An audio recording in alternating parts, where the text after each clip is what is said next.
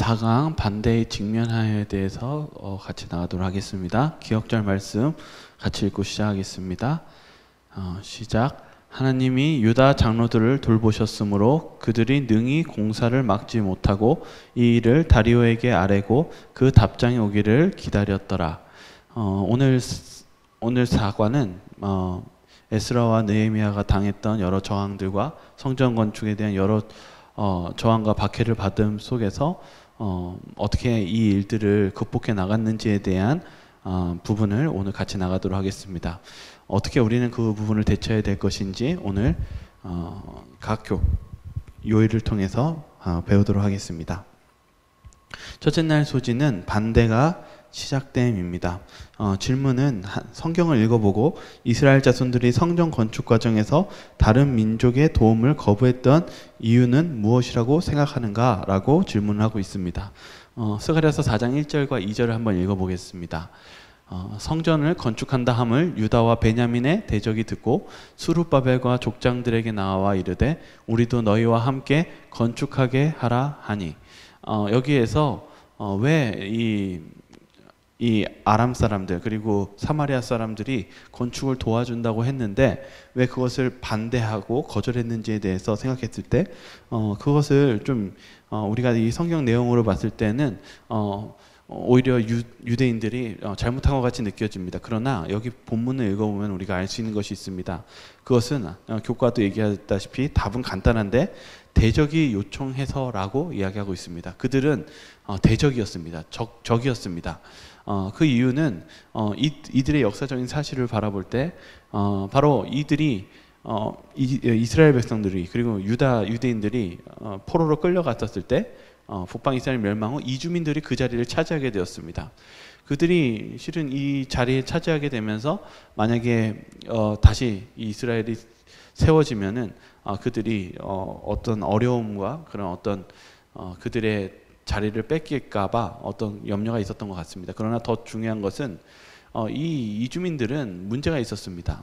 그것이 무엇이었냐면 이 세 번째, 시리아 왕은 제사장을 보내 이스라엘 하나님의 예배를 배우게 하고 보게 했습니다. 왜 그랬냐면 이때 당시에 이들은 바로 종교를 통합하고 혼합하는 그러한 대책을 세우고 있었고 그러한 일들을 실제로 하고 있었기 때문입니다.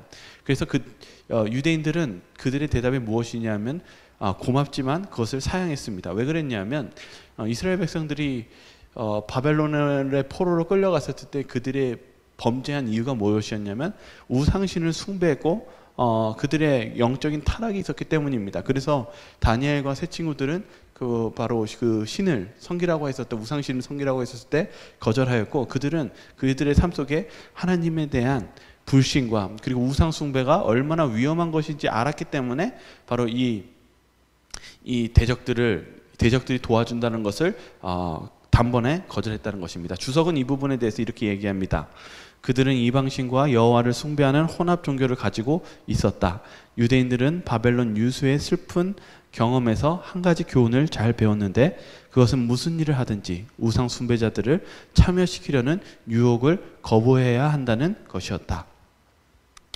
그래서 이 반대가 시작되면서 우리가 또 한 다른 질문을 한번 또 볼 필요가 있습니다. 뭐라고 얘기했냐면 이러한 거부가 바른 선택이었음을 보여주는 또 다른 근거는 무엇인가? 왜 이러한 이러한 도와준다는 이 요청을 거부한 게 왜 바른 선택이었을까요? 여기 스가랴서 4절과 5절 이렇게 얘기합니다.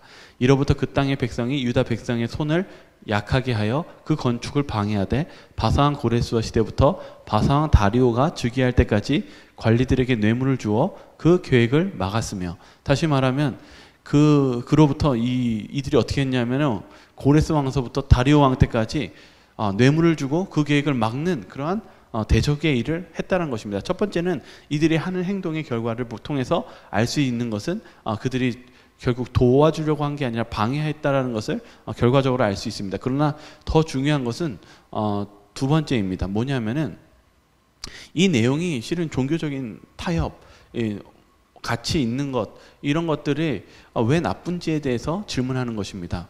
왜 타협하는 게 좋지 않을까요? 실은 우리는 어떤 사람들과 어울리기 위해서 실은 신앙하지 않는 사람들과 어울리고 그런 것들이 좋다라고 생각하고 그들을 전도하는 것이라고 생각합니다. 그러나 이것들은 문제가 있습니다. 그것에 대해서 주석은 이렇게 얘기하고 있습니다. 여호와께서는 모세를 통하여 말씀하셨다. 그들과 무슨 언약도 말 것이요 그들을 불쌍히 여기지도 말 것이며 또 그들과 혼인하지도 말지니 그가 내 아들을 유혹하여 그로 여호와를 떠나고 다른 신들을 섬기게 함으로 여호와께서 너희에게 진노하사 갑자기 너희를 멸하실 것임이니라. 다시 말하면 왜 이들을 거부해야 되고 그것이 왜 바른 선택인지라고 얘기하냐면 우리가 이 신앙생활 속에서 우리가 타협하고 그러한 정신이 결국은 우리가 하나님을 떠나게 만드는 것이기 때문에 그러한 요청에 대한 거절이 바로 우리에게 필요한 선택이었다는 사실입니다. 교회 증언도 이렇게 얘기하고 있습니다. 우리는 흔히 지나치게 배타적이라는 말을 듣는다. 우리는 한 백성으로서 영혼들을 구원하거나 그들의 진리로 인도하기 위하여 어떤 희생이라도 하고자 한다. 그러나 그들과 연합하고 그들이 좋아하는 것을 좋아하고 세상과 친구가 되는 일은 감히 하지 않는다. 그렇게 되면 우리가 하나님과 불화하게 되기 때문이다. 여기서 또 다시 얘기하고 있습니다. 우리가 하나님과 좀 지나치게 우리가 다른 사람과 연합하고 그리고 그것이 좋은 것 같이 얘기하지만은 결국은 우리가 하나님과 동화되지 않고 타협한다면은 바로 우리가 결국 하나님과 떠나게 되는 그런 불화를 낳게 된다는 그런 결론에 대해서 경고하고 있습니다. 그래서 오늘날의 우리의 신앙도 한번 점검할 필요가 있습니다. 때로는 우리가 안식일에 친구가 축구 보러 갈까 아니면 어떤 약속을 잡고 우리가 하나님과의 약속과 어떤 하나님과의 관계를 우리를 침해하는 어떤 문제가 있다면 그것이 어떠한 것이든지 우리가 그런 문제에 있어서 하나님과 멀어지게 하는 일은 우리가 배제하며 우리 이스라엘 백성처럼 그러한 타협을 하지 말고 하나님의 말씀에 굳건히 서는 그런 신앙이 필요하다는 것을 오늘 교과는 설명하고 있습니다. 또 둘째 날로 가겠습니다. 둘째 날 선지자들의 동료입니다. 이때 당시의 상황은 많은 반대를 경험한 유대인들이 더 이상 두려워서 성전 건축을 꺼리게 하고 자포자기했던 시기에서 시작됩니다. 그래서 스가랴 5장 1절과 5절을 읽어보라고 얘기합니다. 왜 하나님이 학개와 스가랴 선지자들을 보낸 이유가 무엇인지에 대해서 한번 알아보라고 얘기하고 있습니다. 먼저 성경 말씀을 보겠습니다.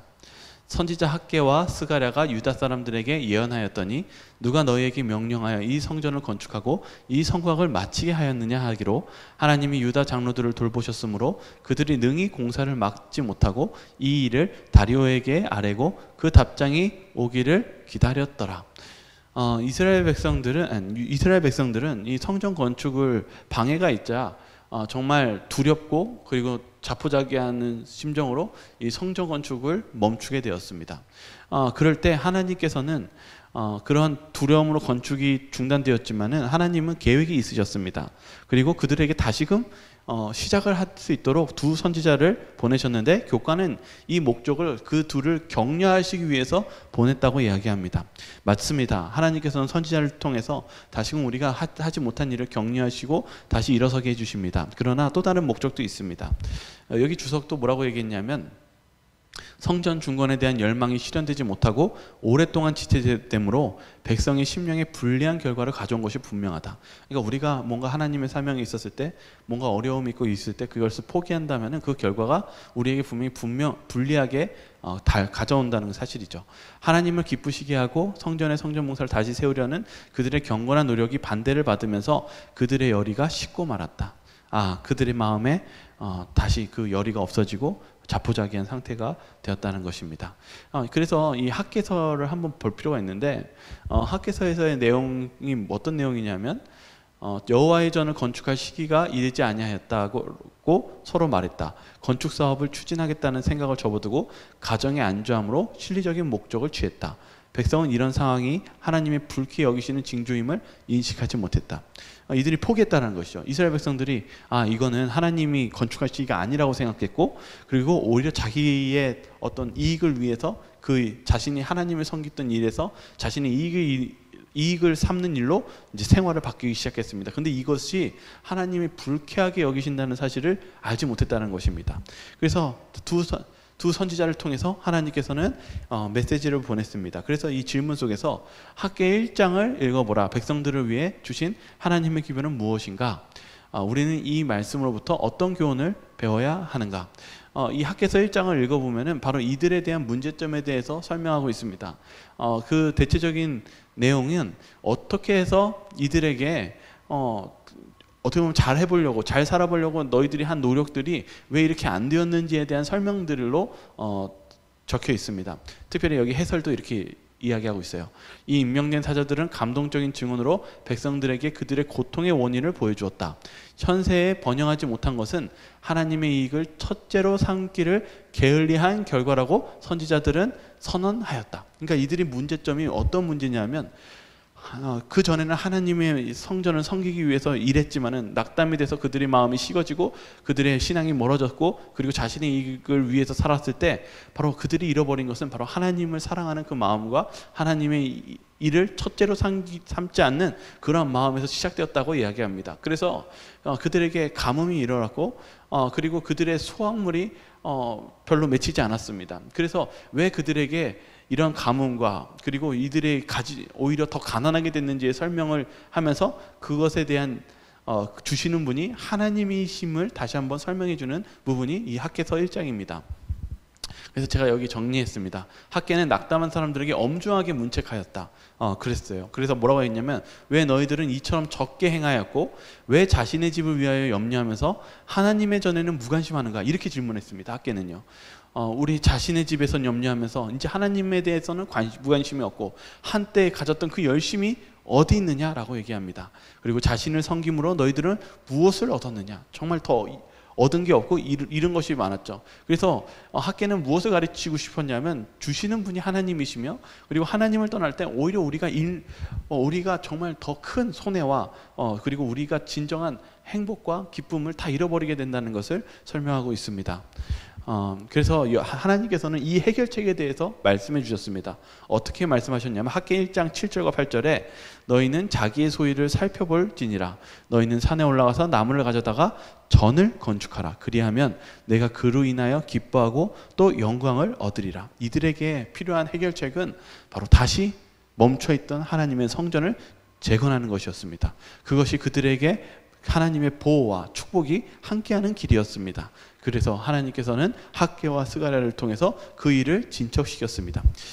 그래서 여기 보시면 여기 특별히 학개와 스가랴가 이 호소했던 이 시기에 대해서 좀 정리를 했습니다. 어떤 일이 있었냐면 학개가 첫 번째 호소를 했습니다. 근데 그 하나님의 말씀을 전파했었을 때 어떤 놀라운 일이 있었냐면 즉시 그 호소가 성공적이었고 즉시 계획을 세우기 시작해서 며칠 만에 3주일 만에 그 일을 착수하기 시작했습니다.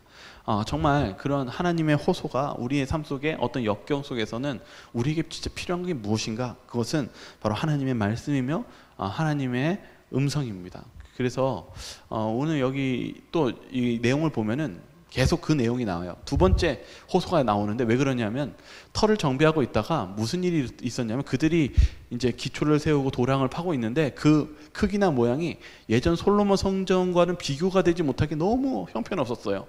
그래서 실망이 들어왔고 또다시 낙담이 들어왔습니다. 그들의 일이 정말 어려움에 처하게 되었습니다. 그때 두 번째 호소로 학개가 그 기별을 전하기 시작합니다. 결국 그들이 다시 한번 말씀의 감동을 받고 그 권고와 교훈을 따라서 다시금 일어서서 결국은 기초 2달 후에 그 기초 공사 훈련을 준비를 다 마치게 됩니다. 우리는 하나님의 계획 속에서 우리에게 절망과 낙담이 올 때 우리에게 필요한 것은 영적인 활력과 회복이 필요한데 그것은 바로 하나님의 말씀입니다. 그래서 우리가 영적으로 어려울 때 그리고 어쩌면 우리가 하는 하나님의 동력을 잃어버릴 때 우리는 때로는 하나님의 말씀을 들으려 해야 합니다. 그리고 우리는 정 힘들다면 우리는 또 재림연수원에서 기도하고 하나님을 만나는 그 일을 하였을 때 하나님께서는 우리에게 정말 또 다른 힘과 능력을 전해주실 것입니다. 묵상도 이 부분에 대해서 이렇게 얘기합니다. 무기력한 백성에게 용기를 불어넣기 위해서는 하나님은 어떤 조치를 취하셨습니까? 하나님께서는 그 두 선지자를 통해서 경고와 책망과 권면과 격려의 기별을 통해서 다시 일어설 수 있게 해 주었다는 사실입니다. 그래서 우리의 삶 속에서도 이런 무기력한 그리고 절망할 때 그런 하나님의 격려와 책망과 그 권면을 가까이 하는 그러한 삶을 살아야 될 것입니다. 셋째 날은 중단입니다. 질문은 이렇게 시작합니다. 대적들은 예루살렘에서 진행되는 사업을 중단시키기 위해 어떤 일을 했습니까? 스가랴서 4장 6절과 24절은 어떤 내용이냐면 바로 이 대적들이 왕에게 서한을 보내기 시작합니다. 그래서 내용을 좀 정리하면 이렇습니다. 그들이 글을 올려서 유다와 예루살렘 주민을 고발하니라. 13절은 이렇게 얘기합니다. 그들이 이제 성전을 완성하면 다시는 조공과 관세를 바치지 아니할 거라고 왕에게 이야기하고 또 서한을 보냅니다. 그리고 또 그것이 준공되면 이로 왕의 건너편 영지는 없어지는 것과 같이 된다고 또 이야기합니다. 결국은 그들은 왕에게 서한을 보내면서 어떻게 서한을 보냈냐면 다리오 왕에게, 그 다음에 아하수에로에게, 아다사스다 왕까지 계속적으로 전력을 향해서 그들은 방해하고 서한을 보냈습니다. 그럴 때 결국은 아닥사스다 왕이 그 성을 건축하지 못하게 함으로써 정말 큰 반대의 시련을 처하게 됩니다. 바로 이 부분에 대해서 우리가 좀 알 필요가 있습니다. 왜냐하면 우리는 이런 하나님의 일을 하면서 이런 어려움에 처할 때 우리도 똑같이 낙담되고 그 일에 대해서 포기하는 생각을 할 때가 있습니다. 그러나 여기 이 부분에 대해서 이 선지자 왕은 이렇게 설명하고 있습니다. 다니엘의 기도의 교훈을 통해서 우리가 배울 점이 있다는 것입니다. 왜냐하면 다니엘은 기도를 했습니다. 특별히 어떤 기도를 했냐면은 가장 어려운 순간, 특별히 이 주석 부분은 무엇에 대해서 얘기하냐면 다니엘이 간절히 금식 기도했었을 때 바로 가브리엘 천사가 만났던 사건에 대한 기도를 설명하고 있습니다. 왜냐하면 다니엘이 이때 당시에 여러 하나님의 성전이 건축하는데 반대에 임하고 있었고 그러한 가운데서 그가 간절히 기도한 가운데서 바로 하나님께서 기도의 응답으로 가브리엘 천사를 보냄으로써 결국은 그가 그 기도의 응답을 받는 승리를 경험한 체험이었습니다.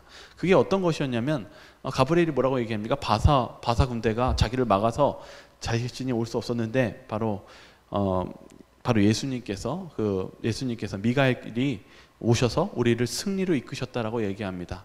여기서 우리가 배울 점이 있습니다. 실은 다니엘의 상황은 실은 이길 수 없는 환경같이 보이는 상황이었습니다. 그러나 그가 무엇을 했냐면은 기도를 했다는 것입니다. 그래서 그가 뭘 한 거냐면 자신이 이 땅에서 할 수 있는 모든 것을 최선을 다해서 할 수 있는 것을 했습니다. 그럴 때 하나님이 무엇을 주셨냐면 결국 승리의 응답을 주셨습니다. 이것이 우리에게 중대한 교훈을 줍니다. 왜냐하면 이 선지자 왕은 이렇게 이야기하고 있어요. 이것은 지금 이 상황이요. 지금 이 성경절에 있는 예루살렘이 중단되고 이 왕의 서한을 반대가 받는 이런 어려운 상황 속에서 뭐라고 얘기하냐면은 이것은 유대인을 위해서 경이로운 기회다. 이것은 오히려 좋은 기회라는 것입니다. 놀라운 기회라는 것입니다. 왜냐하면 이것을 우리가 믿음으로 잘 활용한다면은 뭐라고 얘기했냐면 하늘의 최고의 대리자들이 왕들의 마음을 역사하고 있었으며 우리가 포기하지 않고 다니엘과 같이 기도하고 우리가 할 수 있는 일을 최선을 다한다면 그때 하나님은 왕들의 마음에 역사하고 있고 뭐라고 얘기하냐면 이 일들의 까닭은 하나님의 백성을 또한 위함이었다라고 얘기하고 있습니다. 다시 말하면 하나님께서는 우리가 포기하지 않고 하나님의 일을 할 수 있는 그 일을 최선을 다한다면 하나님께서는 왕들의 마음을 역사해서 그 일들을 더욱더 영광스럽게 하나님의 일로 바꿔 놓으실 것이고 그리고 또한 이러한 사건을 통해서 우리 하나님의 백성들이 또한 더 좋은 신앙적인 발전을 위한 좋은 기회였다는 것입니다. 왜냐하면 그들의 노력을 아끼지 말아야 했다. 다시 말하면 그들이 포기하지 않고 노력을 아끼지 않았다면 하나님께서 그들의 신앙과 그들의 백성의 믿음을 더욱더 성장시킬 수 있는 그런 일을 할 수 있는 아주 좋은 기회였기 때문이라고 이야기하고 있습니다. 그래서 문제 제기를 좀 합니다. 하나님의 능력의 날에 많은 사람들은 그렇지 못함을 드러내었다. 이 선지자 왕을 좀 읽어보면은 바로 오늘날 우리 오늘 우리의 신앙도 마찬가지로 하나님의 능력이 나타날 수 있는 많은 기회가 있지만 우리가 쉽게 포기하고 그렇게 함으로써 하나님의 능력을 실은 발휘하지 못하는 그러한 일들을 드러낼 수 있는 그러한 일들이 생겼음을 경고하고 있고 그런 부분에 있어서 우리가 주의해야 된다는 것을 이야기하고 있습니다. 질문은 또다시 이제 교과는 또 질문을 이렇게 합니다. 스가랴서 4장 23절을 읽어보라고 얘기합니다. 제가 읽겠습니다. 아닥사스다 왕의 조서 초본이 르훔과 서기관 심세와 그의 동료 앞에서 낭독되매 그들이 예루살렘으로 급히 가서 유다 사람들을 보고 권력으로 억제하여 그 공사를 그치게 하니 이에 예루살렘에서 하나님의 성전 공사가 바사왕 다리오 제2년까지 중단되니라. 왜 유대인들은 왜 건축이 중단했는가? 그들은 하나님의 도시를 재건하기를 바라신다는 사실을 몰랐을까? 무엇이 방해가 되었는가? 다시금 이스라엘 백성들은 낙담하게 되었습니다. 원수의 반대가 점점 강해지자 백성들은 용기를 잃었습니다. 사마리아 사람들이 더욱더 대담해지자 유대인들은 이것이 하나님께서 재건하라는 뜻이 아닌 게 아닌가라는 의심이 들기 시작했습니다. 그런 생각이 퍼지자 낙담하고 그들은 일상생활로 돌아갔다고 선지자의 왕은 이야기하고 있습니다. 오늘날 우리도 어떻습니까? 우리가 반대와 역경이 당했을 때 지금은 그때가 아니라고 우리는 생각하며 하나님의 부르심을 잊은 채 나아가지 않습니까? 황폐된 성전 이 부분에 대한 주석 속에서 이 황폐된 성전을 보면서 뭐라고 얘기했냐면 1년 이상이나 성전은 관리되지 않았고 거의 방치 상태에 있었다. 그들이 낙담돼서 그렇게 버려둔 채로 떠났다는 것입니다. 거기에 제가 몇 가지 단어들이 떠오르는 게 단어들이 보인 게 버려둔 채, 이 성전을 버려둔 채 자기 일을 위해서, 자기 번영을 위해서 나아갔다는 것입니다.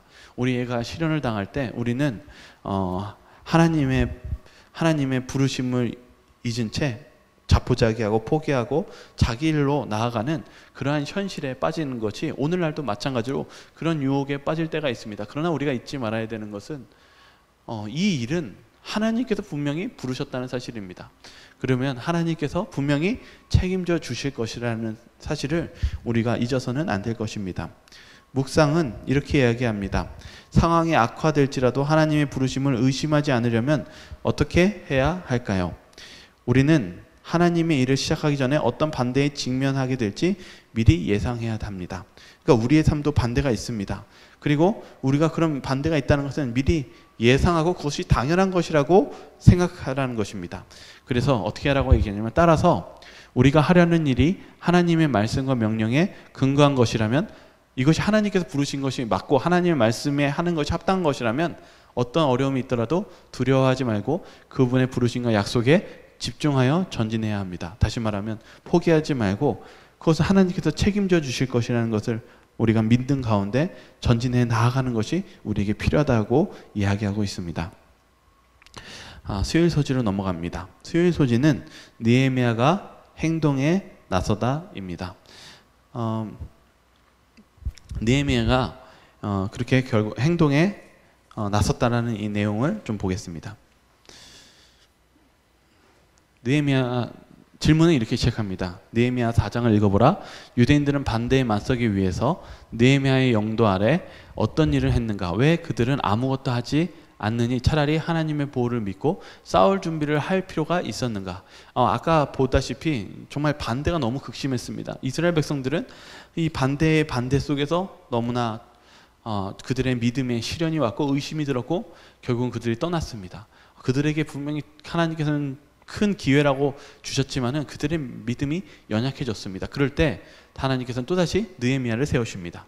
느헤미야가 어떻게 했는지 뭐라고 얘기하고 있냐면 느헤미야 먼저 4장 9절을 보면은 우리 하나님께 기도하며 그들로 말미암아 파수꾼을 두어 주야로 방비하는데 느헤미야가 이런 반대와 역경 속에서 무엇을 하였을까요? 그것은 실은 주변에 있는 그 적대국들은 계속 실은 조롱했습니다. 왜 그랬냐면 이때 당시에 유대인들은 너무나 그들에 비하면 작았고 힘이 없었고 그들의 성은 실은 보잘것 없었기 때문입니다. 그래서 성경을 잘 보면은 여우가 올라가서 그것을 다 무너뜨릴 수도 있을 것 같다는 조롱을 이야기합니다. 어떻게 보면은 우리가 눈으로 봤을 때 상대가 되지 않습니다. 그러나 느헤미야가 한 일은 기도하는 것이었습니다.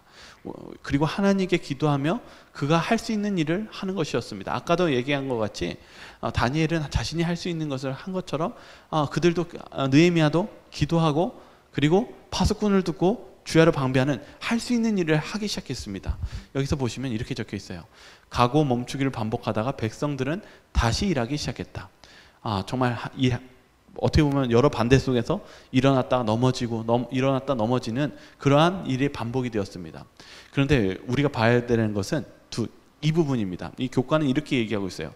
이번에는 두려움에 압도되지 않고 하나님이 그들을 위해 싸우시라는 약속을 붙잡았다. 다시 말하면 이번 반대 속에서는 그들이 아예 자포자기한 상태에서 시작된 것이 아니라 두려움이 왔지만 그것에 압도되지 않고 분명히 하나님이 부르셨으니까 분명히 이 싸움에서 하나님께서 이 싸움을 우리와 함께 싸워주시라는 것을 약속을 믿고 일어섰다는 것입니다. 그래서 이번에는 어떻게 했냐면은 유대인들은 기도를 했고 느헤미야는 각 경계부대를 조직하고 건축자들에게는 무기와 건설 장비, 건설을 하면서 그들에게 싸울 무기와 함께 준비하면서 그들이 어떤 역경과 공격과 그런 대항이 왔을 때 준비하면서 이 일들을 실행해 나갔다는 것입니다. 다시 말하면 어쩌면 우리는 쉽게 포기하고 그런 반대가 왔었을 때 그냥 자포자기할 때가 많이 있습니다. 그러나 오늘 이 느헤미야를 통해서 우리가 배울 점은 이 어떤 반대가 왔을 때 하나님과의 뜻에 맞지 않는다면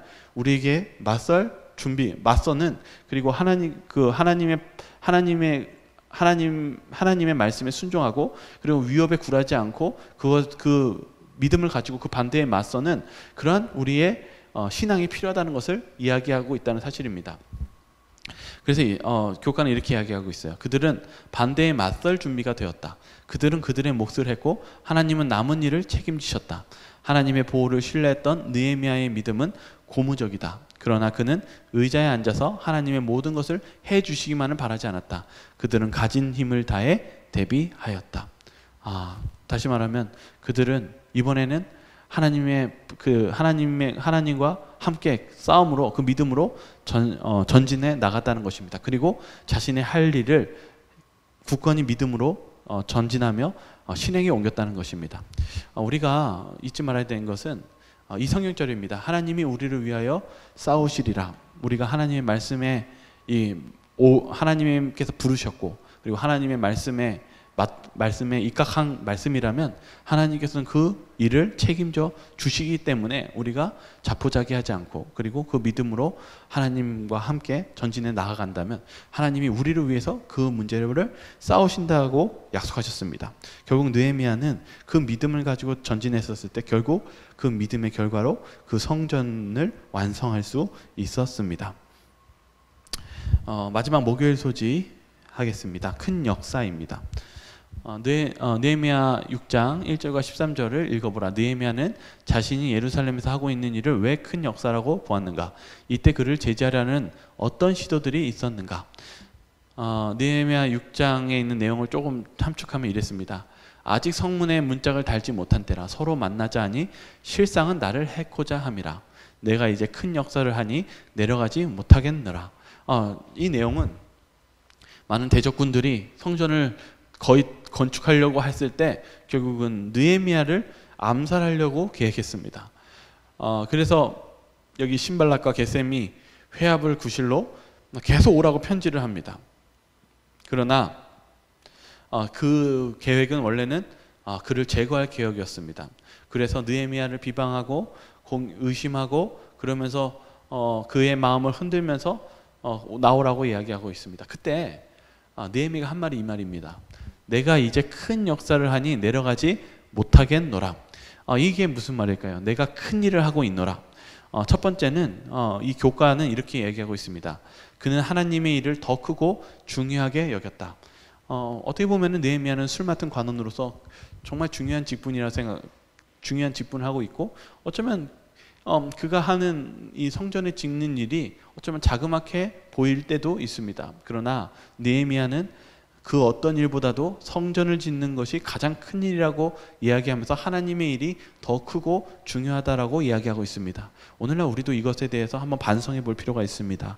하나님의 일보다 세상의 일을, 그리고 하나님의 일보다는 세상에 이익이 되는 일에 우리가 집중했을 때 그것이 이 느헤미야를 통해서 우리가 얼마나 반성해야 되고, 그리고 느헤미야가 하는 이 말 속에 우리가 해야 될 일이 어떠한 일인지를 다시 한번 설명해 주고 있습니다. 두 번째는 뭐냐면, 이 교과는 무엇이라고 얘기하냐면 하나님의 일은 참 거룩한 일이라는 것입니다. 하나님의 성전에 바로 하나님께서 제사장들만 특별히 이 성소봉사를 하게 하신 것은 그것이 거룩한 곳이기 때문입니다. 그러나 우리가 어떻게 하나님의 거룩한 곳을 나아가고 그렇게 일을 바라볼 수 있을까요? 바로 그 교과는 그래서 이 성전 안뜰에 우리가 제사를 지낼 수 있는 이스라엘 백성들이 들여보내서 그 제사를 지낼 수 있게 함으로써 하나님의 거룩함을 또한 바라볼 수 있게 해주었다고 이야기하고 있습니다. 우리는 오늘 이 교과의 이 내용 속에서 이 말씀을 좀 우리가 한번 좀 생각해 볼 필요가 있습니다. 왜냐하면 이 부분에 대한 주석을 좀 더 찾아보니까 이런 의미가 있습니다. 무엇이냐면은 내가 큰 일을 하고 있노라라고 하면서 느헤미야가 그가 거절하면서 그 반대에 대해서 거절하면서 성전 건축에 흔들림 없이 진전했던 것을 이렇게 얘기합니다. 느헤미야가 마음을 낮추고 하나님께 간구를 올린 것과 같이 우리도 이 모든 것들을 하나님께 기도로 가져가야 한다. 그는 요동치 않는 믿음으로 하나님께 매어 달렸다. 하나님의 종들을 나쁘게 말한 것을 변명하는 시간을 드릴 수가 없다. 우리는 흔들림이 없는 확신으로 전진해야 한다. 느헤미야는요, 그들이 암살할 계획 속에서 그 일을 의심하고 흔들면서 그를 내려오게 하고 그와 만나려고 했습니다. 그러나 느헤미야는 뭐라고 했냐면은 난 큰 일을 해야 되고 있으니 난 갈 수 없다라고 얘기합니다. 우리가 때로는 작은 일에, 그리고 우리의 마음에 어떤 자존심의 상처를 줌으로써 실은 우리가 하나님의 일을 하고 있다가 내려오거나 작은 일 때문에 큰 일을 못하는 그러한 일을 할 때가 많이 있지 않습니까? 그럴 때 우리가 감정에 흔들리지 말고 그러한 부분에 있어서 때로는 무시하고 그를 정중히 사양함으로써 우리가 정말 그 큰 일을 위해서 우리의 자존심을 내려놓고 그리고 하나님의 일을 전진해 나가는 이런 느헤미야 정신이 필요하다는 것을 이야기하고 있습니다. 그래서 오늘 교훈 속에서도 사소한 시비에 감정이 흔들려서는 안 된다라고 얘기하는 것처럼 우리가 하나님의 일을 할 때, 우리가 정말 하나님의 일을 할 때 어떤 사소한 문제가 있었을 때 그것이 큰 일에 영향이 가지 않도록 우리가 느헤미야 같은 지혜로서 하나님의 일을 완수하는 것이 필요하다는 것을 이야기하고 있습니다. 오늘 마지막 결론을 보고 금요일 소지만 보고 마치겠습니다. 이 느헤미야 시대에서 뭘 얘기하고 있냐면은, 좀 줄이면 밑에 느헤미야 시대의 반대와 낙담은 오늘날 우리에게도 경험하는 것이라는 것입니다. 그런데 문제는 그리스도인들이 그런 원수들의 분노와 멸시와 잔인성에서 뿐만 아니라 무엇이 문제냐면 게으름과 불일치와 미지근함이 또한 우리에게 시험을 받고 그리고 우리에게 어려움을 준다는 사실입니다. 그러므로 오늘 우리의 신앙 속에 게으름과 불일치한 신앙과 그런 미지근한 신앙 속에서 깨어서 나아가는 것이 필요하다고 이야기하고 있습니다. 그리고 또 하나는 느헤미야의 원수들이 그를 끌어넣지 못한 이유는 느헤미야의 굳은 헌신과 하나님에 대한 굳은 신뢰심 때문이었다. 게으른 영혼은 유혹에 쉽게 굴복하지만 고상한 목표와 목적에 열중하는 사람의 생애는 악이 발붙일 곳이 거의 없다. 끊임없이 전진하는 사람의 신앙은 약화되지 않는다. 오늘 이 교훈이 무엇을 얘기하냐면 결국은 우리가 거기서 포기하지 말고, 이스라엘 어떤 역경이 왔을 때 낙담하지 말고 우리가 포기하지 않고 전진해 나간다면 하나님께서는 그것을 승리로 바꿔주시고, 그리고 그것이 하나님의 역사 속에서 우리가 놀라운 하나님의 역사하심과 기회를 바라볼 수 있는 그런 일이 될 수 있으므로 우리의 낙담과 포기가 아니라 하나님께 끝까지 전진함으로써 우리가 나아간다면 느헤미야와 같은 그런 놀라운 축복과 그런 결과들을 우리가 완수할 수 있게 된다는 말씀이었습니다. 오늘 그런 삶을 사시길 바라면서 기도하고 마치겠습니다.